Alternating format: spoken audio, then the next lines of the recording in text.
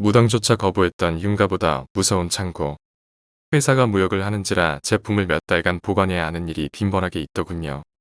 그래서 회사에서 가까우면서도 한 달 내지 두 달 정도 물건만 채워둘 물류창고 장소를 찾게 됐죠. 저하고 부장은 다른 일은 하지 않아도 되니 일단 물류창고를 찾아오란 오더를 받아서 창고 찾기를 했습니다만 부동산 검색, 벼룩시장, 일간지 검색 등을 했음에도 마땅한 장소가 없어서 당시 애를 먹고 있었습니다. 그날도 한창 돌아다니며 장소를 보고 나오던 길에 하도 더워서 부장님이랑 조그만 슈퍼에서 아이스크림을 먹다가 이 동네 괜찮은 창고 건물 없냐고 믿져야 본전인 듯 물었습니다.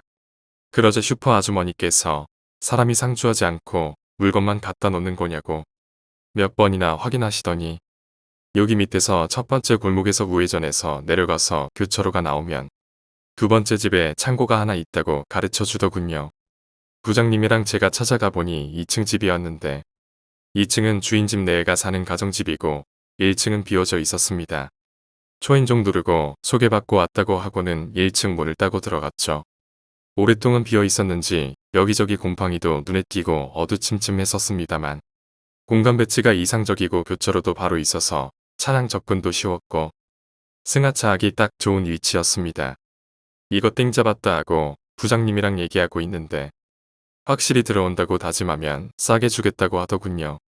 결국 부장님이랑 짜고 약간 웃돈 붙여서 회사에 보고하고 주인집 아저씨랑 계약할 때 약간 양해를 구해서 임대차 계약서에 계약금을 약간 손보고 부장님이랑 저랑 입 닫고 술값 벌었죠. 그렇게 계약 끝내고 바로 조금 인테리어 손보고 물건 적재를 시작했습니다. 그때가 장마철인지라 언제 비가 올지 몰라 비 안 오는 날에 서둘러 적재하는 바람에 야간 작업까지 이어졌죠. 새벽 1시쯤 되니 번개에 부슬부슬 빗방울이 떨어지기 시작했습니다. 그러다 막참을 먹자고 해서 족발이랑 소주 한 잔을 먹기 시작했는데 술이 잘 들어가더만요. 셋이서 족발과 소주를 푸짐하게 먹고 나니 제법 비가 쏟아지더군요. 비가 너무 와서 더 이상은 일을 못할 것 같아서 화물차 운전수에게는 전화를 걸어 오늘 일은 끝이라고 바로 돌아가시라고 했죠. 암튼 새벽 2시가 넘어갈 무렵까지 셋이서 빗소리와 천둥 소리를 들으며 남은 족발을 먹고 있었는데 술이 들어가니 소변이 마렵더라고요. 화장실 가려면 입구를 돌아서 집 뒤쪽으로 가야 되는지라 비도 맞아야 되고 귀찮아서 참고 또 참았다가 결국 도저히 안 돼서 후다닥 화장실로 뛰어갔습니다. 근데 화장실에 불이 안 들어오더군요. 욕지거리를 날리며 담배 한 대 피워 물고 그 조그만 불빛을 벗삼아 시원하게 소변을 보는데 갑자기 콱광하고 번개가 치더라고요. 그러면서 순간적으로 잠깐 환하게 밝아졌는데 화장실 천장에 여자가 매달려 있었어요. 저를 째려보면서 말이죠.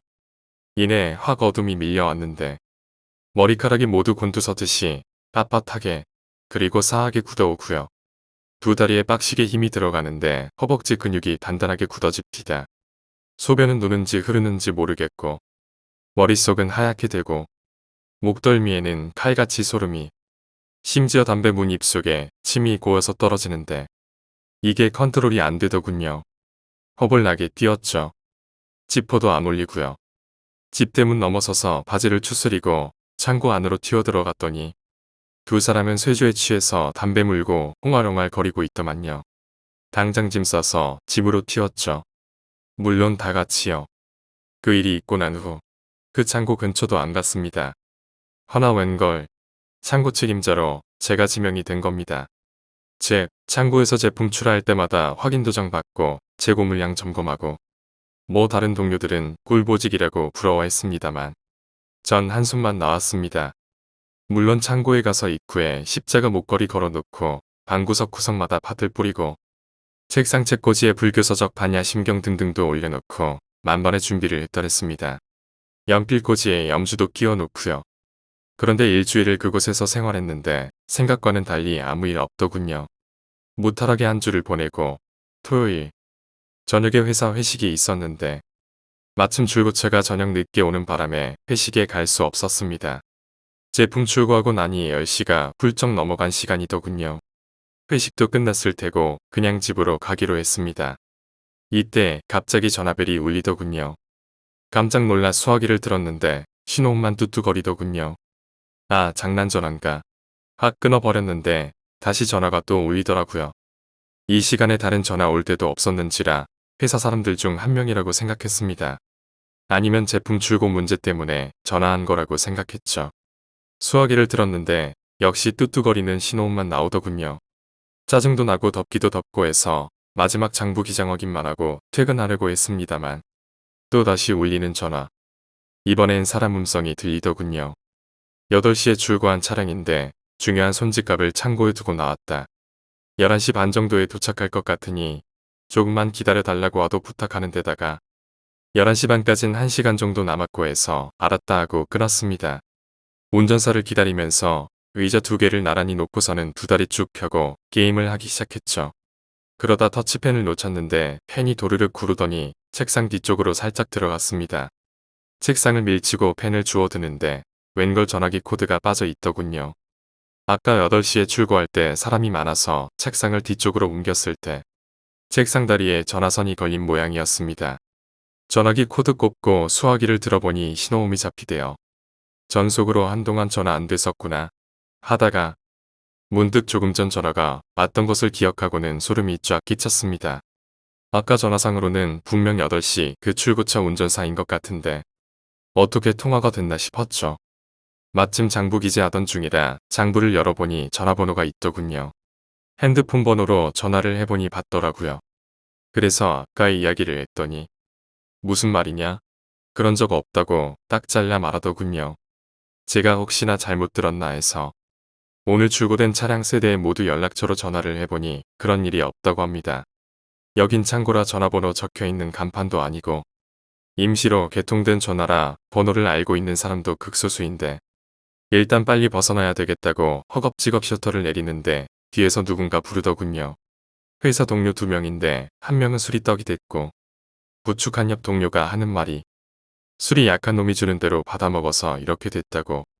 집이 반대라 인사불성된 놈을 택시 태우기도 그렇고 마침 가까워서 여기로 데리고 왔다고 사람을 붙잡더군요. 그래서 일단 취한 놈을 창고 뒤에 간이 쪽방에 뉘었지요. 이 쪽방 창문 너머로 그 문제의 화장실이 있습니다. 창문을 단단히 걸어 잠고 놨는데 이놈이 더워 죽겠는데 창문은 왜 걸어 잠고 놨냐고 하면서 열었고요. 날도 덥고 성가시기도 해서 인사불성된 놈한테 천대기 덮어주고 저하고 나머지 한 사람은 그냥 문 대충 걸어 잠그고 집으로 돌아가 버렸죠.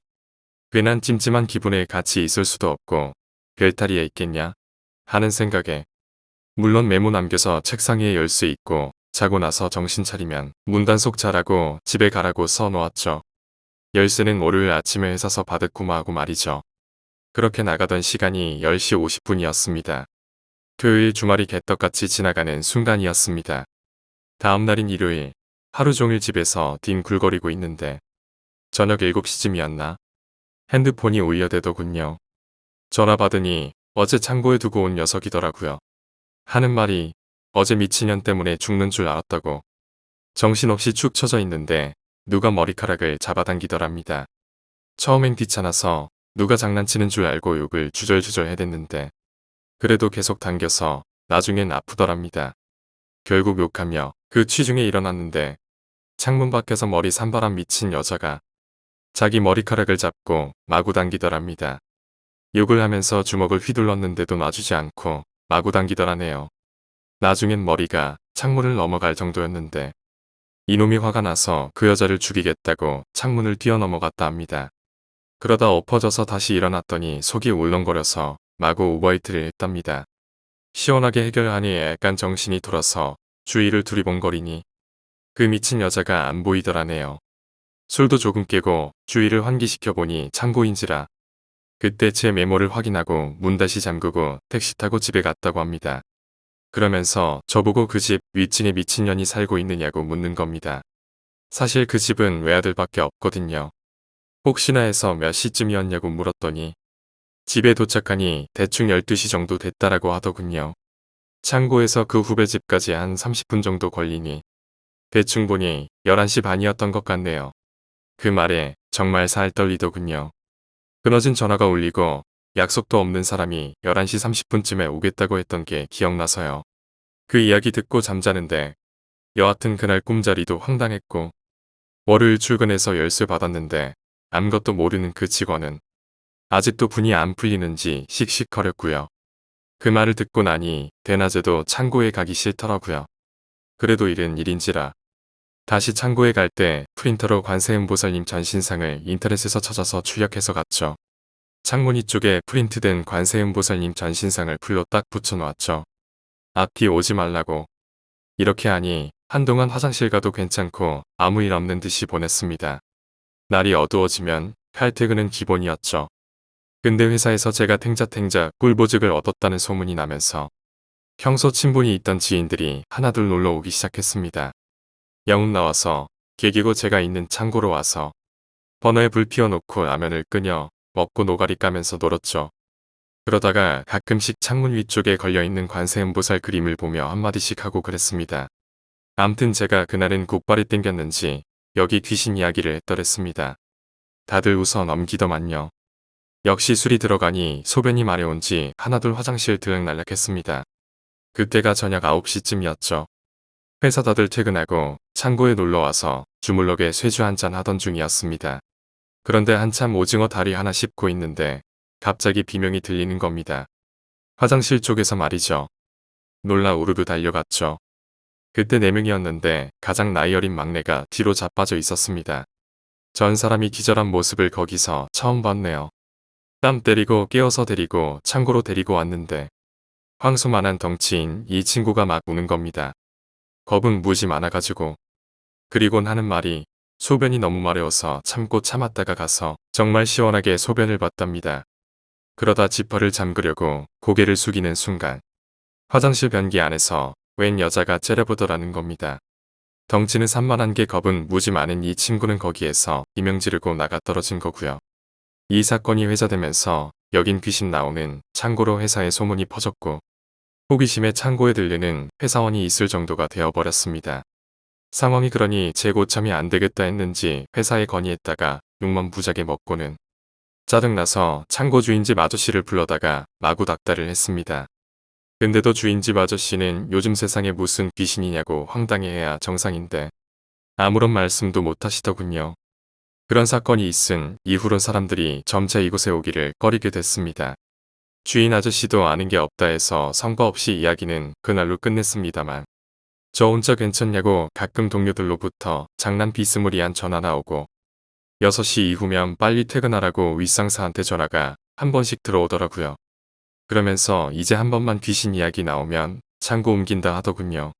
암튼 그날도 동네 슈퍼에서 쭈쭈바 하나 사서 빨면서 내려오는데 맞은편 4차선 도로 대각선 구이집 2층에 누가 이사집 센터 사다리 차량을 걸어놓고 이삿짐을 부리고 있었습니다. 전 신경 안 쓰고 창고에 들어가서 게임했습니다. 사실 귀신만 없음 한량 꿀보직인데 그러다 게임도 질리고 덥고 해서 창고 밖으로 나와보니 창고 앞 건물 1층 가방 공장 겸 가게에서 일하시는 아주머니 두 분이 가게 앞에서 이야기하는 소리가 들렸습니다.